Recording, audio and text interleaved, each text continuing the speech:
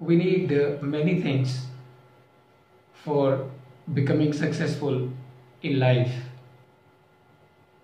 and for growing our business, our profession. One can go on listing so many things. Today, friends, I'm going to share with you one thing which is extremely critical, extremely important, extremely necessary for success and growth in life.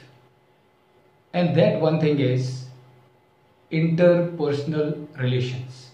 Interpersonal relations. As an individual, you can grow, but as an individual, you can grow only up to a point. After that point, it would be difficult for you to grow unless and until you have the support of people around you, unless and until you are able to network with people, unless and until you are able to add more people to your activities, to your business, to your profession. So, आज की तारीख में जीवन में अपने व्यवसाय को, अपने प्रोफेशन को बढ़ाने के लिए बाकी सारी चीज़ों के अलावा एक चीज़ जो बहुत ज़रूरी है वो है इंटरपर्सनल रिलेशंस।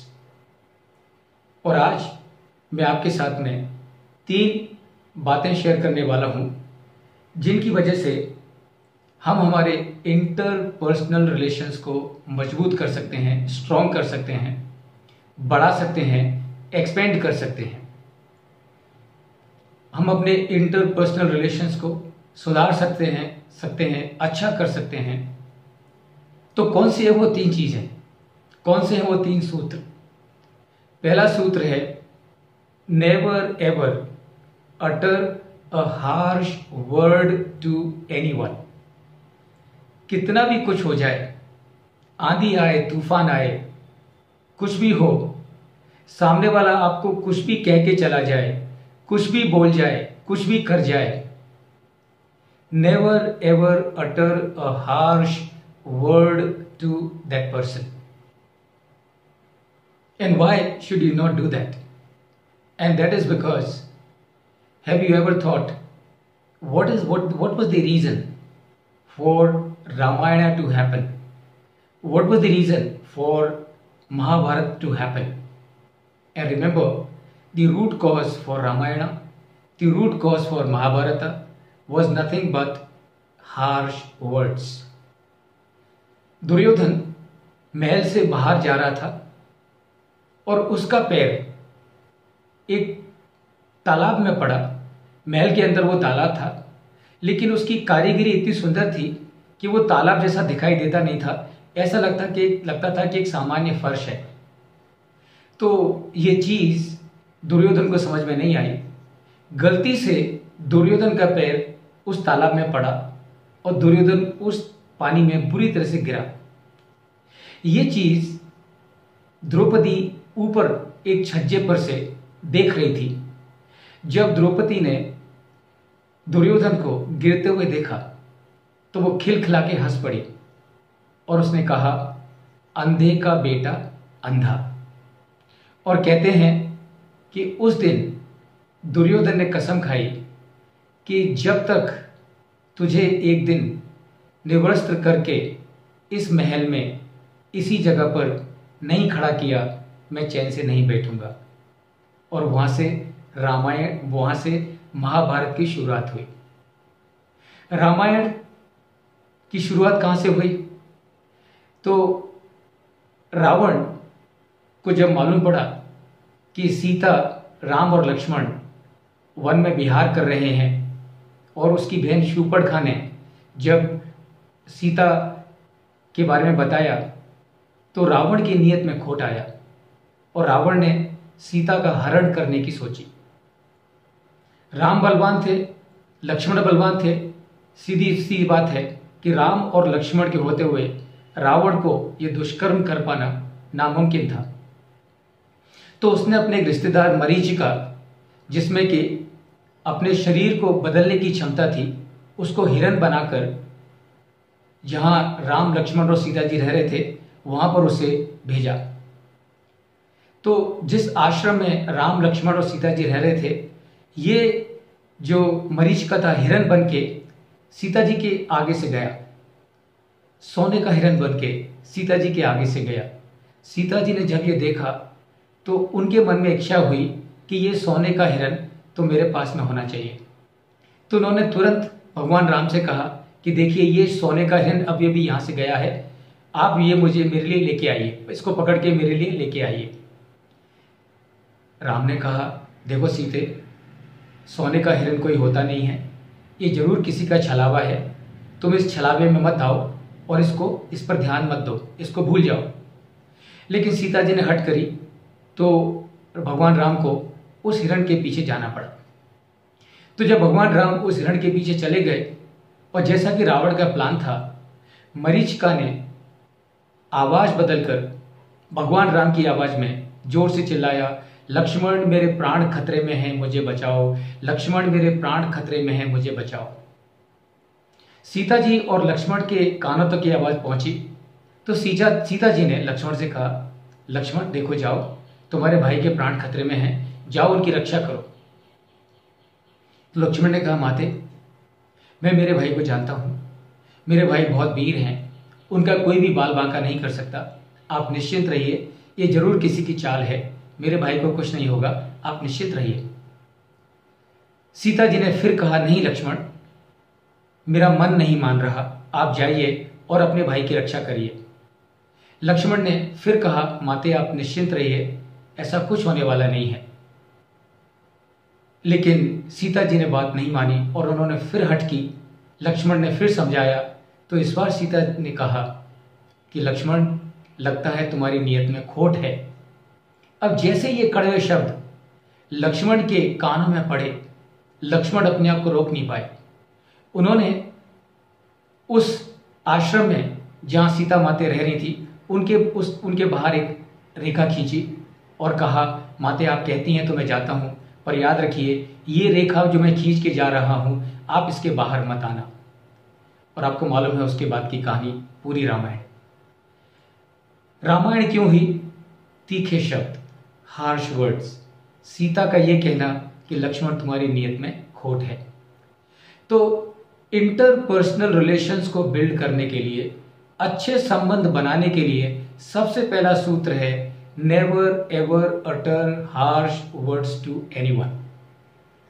नंबर 2, दूसरा सूत्र। अब देखिए हमारे देश में बड़े गौरव की बात है क्योंकि हमारे देश की संस्कृति, हमारे देश की सभ्यता, हमारे देश का ज्ञान इतना स्ट्रॉन्ग है, इतना भरपूर है कि पूरी दुनिया में हिंदुस्तान विश्व गुरु के नाम से जाना गया है हमेशा से। और ये क्यों है?